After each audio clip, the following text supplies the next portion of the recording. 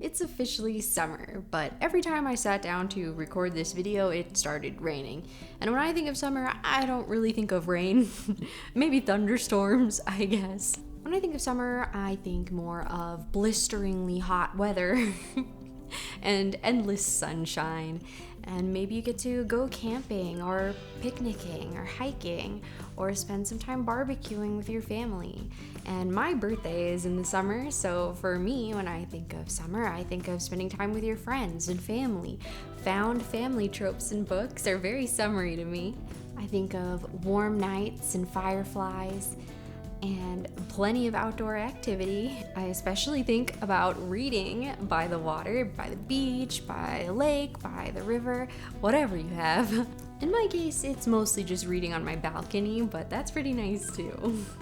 Having a good book to read is of course important year-round, but in this video we're going to focus on some great summer reads and building our summer TBR. Actually, the last 3 books that I read happened to feel very summery to me, and that was not something I planned at all, and it wasn't quite summer yet. But I do think that these last 3 books that I read really encapsulate kind of what I'm looking for in a summer book, personally. One of the books I read was Margo's Got Money Troubles by Rufi Thorpe. All these books I borrowed from the library, so I don't have physical copies to show you, but I'll put a little picture up in the corner of the covers. Margo's Got Money Troubles is about a young single mother who's really struggling financially to make ends meet and struggling emotionally as well in her life and not really having a super strong support system, but the book is about her building that for herself and finding her support system and discovering things about people that are much beyond the surface level. This book just gave me summery vibes because for me, it gave me kind of found family. Some people might be her actual family members. It was also really, really funny, and it did have some serious heartwarming moments that did make me cry a little bit, but for the most part, it was pretty lighthearted, so I thought it was a great book that I could read by the beach or the pool or on my balcony, exactly what I was looking for. It was really funny and witty and also very literary, which I was so surprised by. And I do think parts of it take place during the summer, if I recall. I did give Margo's Got Money Troubles 5 stars. I thought it was so good. It was so incredible. It really caught me off guard. I think it was so self-analyzing. I don't want to say too much. This isn't a wrap-up video, but it was very literary, and I loved it. It was so good. Very easy to read, though. So very accessible, very fun to read, and I thought also had a surprisingly deeper meaning that I wasn't expecting.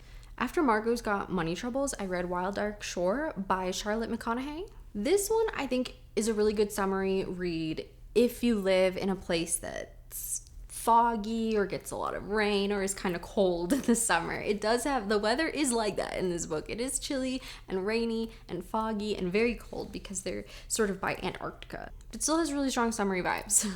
It takes place on an island in the middle of the ocean, and a woman washes up ashore, and nobody has any idea how they got there because they're sort of by Antarctica and not a whole lot of ships pass through there. So there's this whole mystery that unravels about why this woman washed up on this island.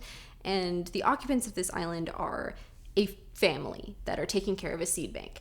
The environmental commentary in this book is fantastic, and there's descriptions of wildlife and animals and so much sea life described in this book, like seals and whales and penguins. So cute. And there's definitely very strong family relationship bonding vibes in this book. It's really about the characters, and the island is sort of a character itself too. I liked this book a lot. I did have a couple problems with it, but I would still recommend it for a summer read. It's like a mystery, but also with a lot of deeper meaning. After Wild Dark Shore, I read Sky Daddy by Kate Falk. I actually just started reading that as for the meme, I went into it half jokingly, thinking I was probably going to DNF it, because it's just such a wild concept. It's about a woman who has a sexual attraction to planes and wants to marry a plane. I kind of associate air travel with summer. I believe the ending of this book takes place during the summer as well. I loved the friendship between the main character and one of her coworkers. I loved Sky Daddy. I thought it was so funny. I was disarmed by how charming the prose was. It was not an exceptionally deep book or anything, but I did think it was really fun. So much more fun than I was expecting. There were a couple slow parts. It's not a 5-star read for me or anything, but it was up there. So yeah, those are my last 3 reads that may have some summery vibes to them. If you're interested in checking out some books for yourself, I would recommend all 3 of those books. I thought they were very good. But now, instead of focusing on what I've already read, let's switch gears a bit and look for some books that I should read next. What do we want to put next on the TBR? I am kind of a slow reader, unfortunately. I do have a lot of brain fog because I have a chronic illness. I would say I usually read between 3 and 4 books a month. I would like to read more than that, but I have other things going on in my life. I can't really devote as much time as I would like to reading, especially with how much time it requires with my brain fog for me to focus on a book. I feel like I end up reading the same sentence 5 times before I understood it. Or I guess absorbed it is the better word. And for me, a TBR isn't like a checklist, it's more of a wish list. So whatever we put on here, I may or may not actually get around to reading. I'm going to do my best to stick to it and try to read these books. It's nice for me to sort of plan things out, but I am ultimately a mood reader, and I kind of just end up reading whatever sounds good to me at the time. But let's aim for, I think, 5 books, because I would like to have a smaller wish list of summer books to read so that if I finish all of them, I can feel really good about it. But if I don't finish them all, I'm not going to beat myself up over it, because reading is supposed to be for fun, and I'm just going to read whatever makes me happy at the time. But I do want to find some books that I would really, really like to read this summer, and hopefully I get around to finishing them all. But let's first take a look at our shelves here. I've got kind of a large physical TBR, so let's take a look at that first. So I did forget to mention that I am currently reading a book, and so that book is going to be the very first book on our summer TBR. The book I'm reading right now, the first book on our summer TBR list, is The Devils by Joe Abercrombie. I'm not sure whether this has summer vibes or not, but it just came out and I'm super excited to read it. I'm about 100 pages in right now, but I am reading this book so dang slowly. Something about his prose feels a little bit clunky in my brain. It doesn't read super smoothly for me, so this book takes a lot of concentration to read, just for me and my brain fog and how my brain works. So also because of this book, that's a reason why I'm trying to keep my summer TBR limited to like 5, because this book is probably going to take me all month long to read at the rate I'm going. It's good though, it's not bad, I'm enjoying it. Anyway, on to the shelves. Going through my shelves, the first book that I'm picking up is Voyage of the Damned by Frances White. I bought this because of the pretty sprayed edges, I'm not even gonna lie to you. But according to the Goodreads page for this book, it has 3.86 stars, and it was awarded the Goodreads Choice Award. The summary page says it is a mind-blowing murder mystery on a ship full of magical passengers. If Agatha Christie wrote fantasy, this would be it. This book is 464 pages. It is an LGBT fantasy mystery book. Obviously, this sounds super summery to me because a murder mystery on a ship at sea, and the cover looks super summery as well. I'm not so sure I'm gonna put this one on the list. I am interested in reading it, and I read the first 5 pages already at some point. It seemed interesting. I was interested in it for sure, but I think after reading The Devils, I might not want to read another book that's roughly 500 pages long. Maybe for a different book I'd be willing to, but I don't know if I'm willing to throw down for 500 pages of Voyage of the Damned. I'm not sure. The next book I'm picking up is The Alchemist by Paolo Coelho, a Brazilian author. This is a hugely popular book, very famous, or maybe infamous, I'm not really sure. It's currently sitting at 3.92 stars on Goodreads with over 3.3 million ratings. This is a fantasy adventure book with some philosophical aspects to it. It says, combining magic, mysticism, wisdom, and wonder into an inspiring tale of self-discovery. The Alchemist has become a modern classic, selling millions of copies around the world and transforming the lives of countless readers across generations. Santiago's journey teaches us about the essential wisdom of listening to our hearts, recognizing opportunity, and most importantly, following our dreams. This is a super short book. Goodreads says it's 182 pages, and this sounds very summery to me. A journey of self-discovery through the desert. Pretty sure it takes place in a desert. I say let's go ahead and add that to our summer TBR. Book number 2 on our summer TBR list, we're gonna go with The Alchemist by Paolo Coelho. Nice short read, a journey of self-discovery through the desert, fantasy, philosophy. Love it. Sounds great. I've been excited to read this for a long time anyway because it's so hugely popular. We'll see if it lives up to the hype. Next, I took a look at The Maze Runner by James Dashner, which was part of that earlier dystopian wave along with The Hunger Games and Divergent.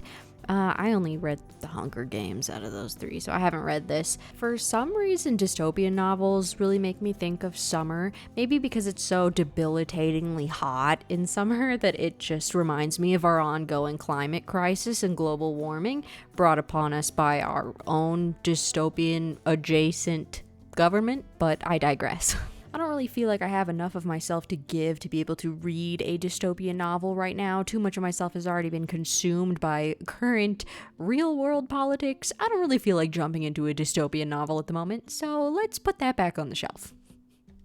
And next I took a gander at Little Fires Everywhere by Celeste.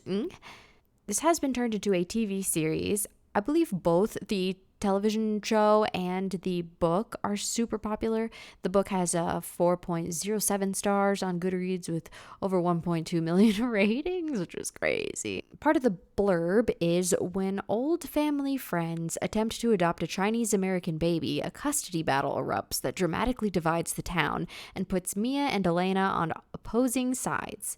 Suspicious of Mia and her motives, Elena is determined to uncover the secrets in Mia's past, but her obsession will come at an unexpected and devastating cost. I've said before, I think that contemporary fiction for me does feel very summery. I'm not really sure why. Maybe because it's typically on the easier to read side and you can read it by the pool and it just kind of fits in with the vibes of things going on around you. Suburban, Midwest, with a family mystery, that's kind of a summery feel for me personally. Maybe that's not true for everyone, but it is for me. This is a book I do need to read for a reading challenge I'm attempting to complete this year. The prompt I need to fulfill is takes place in the Midwest, and I'm pretty sure this is the only book I have that takes place in the Midwest. So this really should be going on my reading list for the summer, but I don't know. I'm not sure if I'm feeling it. I think I've just been reading too much contemporary literature lately that I'm feeling kind of contemporaried out. This is a contemporary fiction. I think it's like a mystery thriller, but Goodreads doesn't have it tagged like that. I'm just a little contemporaried out, so I'm going to put this one back on the shelf and read it probably later this year, unless I can find something else to fulfill the Midwest prompt. Next, I ended up looking at Shark Heart by Emily Habeck. This is a contemporary fiction novel featuring magical realism. It is about a married couple where the husband slowly turns into a shark. And how can you get much more summery than turning into a shark? This was a book of the month pick and also a book that I've seen Lexi, aka Newly Nova, talk about a lot on her YouTube channel. She's a huge fan of this book and I pretty much picked it up just on her recommendation. I do want to read this really, really badly, but I can only put 5 books on my summer TBR for the sake of this video, so I think it's just barely not going to make the cut. My reasoning is pretty much the same as the previous book I talked about. Even though it has magical realism, I'm just feeling like it might be too contemporary for where I'm at right now. But this is definitely a runner-up. So maybe I will get around to finishing it this summer after I finish the 5 books that are definitely going on my summer TBR. The next book you can see me checking out here is The Bones Beneath My Skin by TJ Klune. This was another book of the month pick. TJ Klune is a really popular fantasy author who's written some other things I really want to read, like The House on the Cerulean Sea and Wolf Song, but I haven't actually read anything by them yet. This one is a fantasy sci-fi queer romance. I see it described as a supernatural road trip thriller. One of the promotional pieces reads, a spine-tingling thriller by New York Times best-selling author T.J. Klune about a 10-year-old girl with an impossible power, her father, and an unlikely stranger who come together to confront the dangerous forces that want her at all costs. A strange story of family, love, comets, and bacon. Weird, but okay. Perfect for fans of Stranger Things. But based on the description, this sounds very summery to me. It starts off at the main character's family summer cabin, and then they go on a road trip. I mean, those are pretty summery things in my mind. It also takes place in a small mountain town, or at least his cabin is in a small mountain town. I think this seems like a great candidate to put on our list. Plus, I also have quite a few book of the month books that I have not read yet. I've actually only read one of them. I've only read Phantasma. I haven't read any of my other book of the month picks, so I definitely need to catch up on those. Officially coming in at number 3 on our summer TBR is The Bones Beneath My Skin by TJ Klune. I did look at a couple more titles off of my shelf, like A River Enchanted by Rebecca Ross. This was also a book of the month pick. But I didn't pick this one because there is a second book that I haven't been able to get my hands on, so I'm not sure I want to dive into something I can't finish. And I just have other things I'd like to read more. I also looked at When the Tides Held the Moon by Vanessa Vida Kelley, which was one of my Aardvark picks. This one I absolutely need to read sometime. This is for sure on my runner-up list, if nothing else. It's described as The Shape of Water meets The Greatest Showman, and it has this beautiful, beautiful art. It is a queer love story between a man and a mermaid that takes place during a Coney Island sideshow act in the turn of the 20th century. So that sounds amazing. I will be reading that soon, but it just didn't quite make my list for this video because I just have too many things to get to.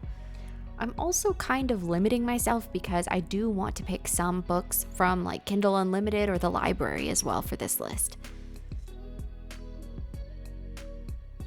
I also looked at The Firekeeper's Daughter by Angeline Boulley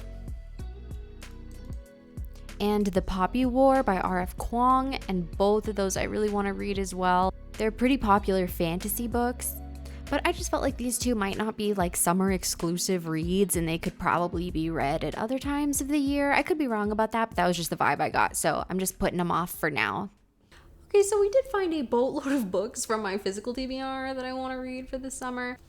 A long time ago, I also did build a spreadsheet of summary books that I wanted to read. So maybe we'll take a look at that too. So here is a summer TBR spreadsheet that I made a while ago. I was just kind of going through every book on my TBR and then splitting it up into seasons. So I have one of these sheets for every season. And this is kind of outdated now, and I never even finished putting everything on there that I wanted to. I still think it's a good thing to reference right now when we're looking for a summer read. So you can take a look at it if you like. So I put like the title, the author, and then how I want to read it. This one I want to buy from Book of the Month because they have it. And I also put the genre to the side here.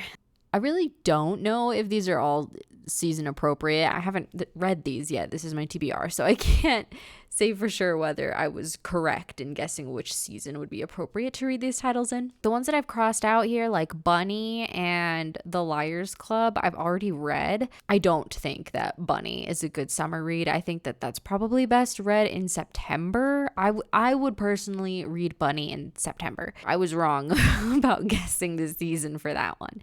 The Liars Club, I would still recommend as a summer read. I think that's a good summer read. I read it in winter, but if you want to hear more of my thoughts on this one, I did talk about it in my 2024 wrap-up video. Maybe I'll put a link to that or something if I figure out how to do that. It's just going through the list here. I do really want to read these. I haven't read any Taylor Jenkins Reid yet. Taylor Jenkins Reid is super popular, so I might like to own these books actually.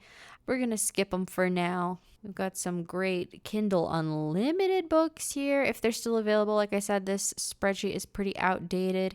NA means I'm like not sure how I want to read it. Like I'm not sure if I want to buy it or look for it at the library. The Bee Sting I've heard great things about, but I don't know if I'm really feeling another like contemporary lit fic at the moment. And we added a TJ Klune to the list as well, but neither of these two. I don't know why The Last Wish is on here. I feel like right now, I feel like that might be a wintry read, but what do I know? This is the one. This is the one right here. I want to read To Kill a Kingdom by Alexandra Christo. But nice. This is on Kindle Unlimited, so we can read that for free, and it is about sirens. Look at the cover. Sirens, the ocean, a kraken? Is that maybe a kraken? Or just an octopus or squid? But I believe this is a book that Leonie just recommended or the book Leo is the name of her channel. So because she recently recommended it, I'm definitely putting that on the list. And I've been wanting to read this for a while. We can read it for free on Kindle Unlimited. And we got nice summery vibes here with sirens and the ocean. A fantasy young adult romance. Oh, enemies to lovers. Uh-oh, here we go. And retellings. What is this a retelling of? Is this like The Little Mermaid? Oh, robbed of her song. Lyra has until the winter solstice. Winter solstice? Maybe it's not that summery. Oh, he's a siren hunter.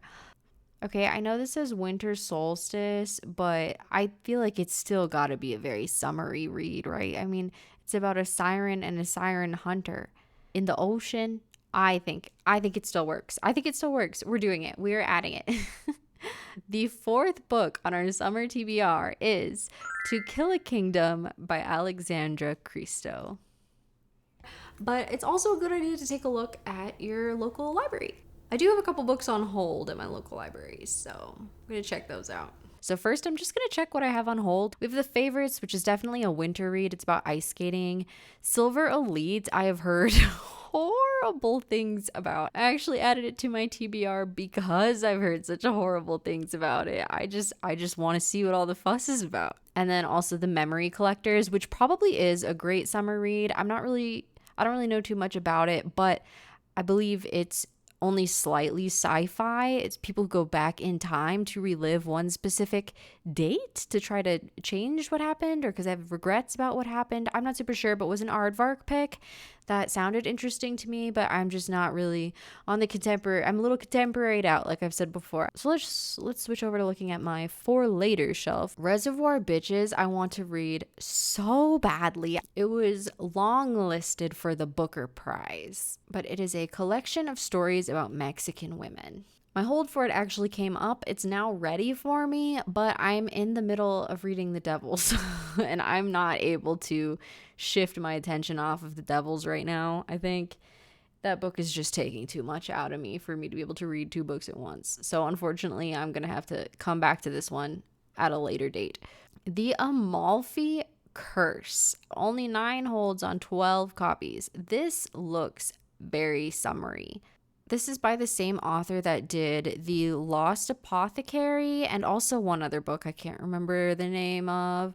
I haven't read either of those. Oh, there it is. The London Seance Society. I haven't read either of those books, but I have heard mixed reviews on them. So we're going to have to form our own opinion on this author. The Amalfi Curse is about a nautical archaeologist investigating mysterious shipwrecks along the Amalfi coast. Oh, she's on a quest to locate a trove of priceless gemstones. Oh, that sounds good. Also, I don't know if you've seen the Barnes & Noble edition of this book, but it looks so beautiful. Yes, look at this. Oh, Barnes & Noble wants to know a little too much about my life. This is so pretty.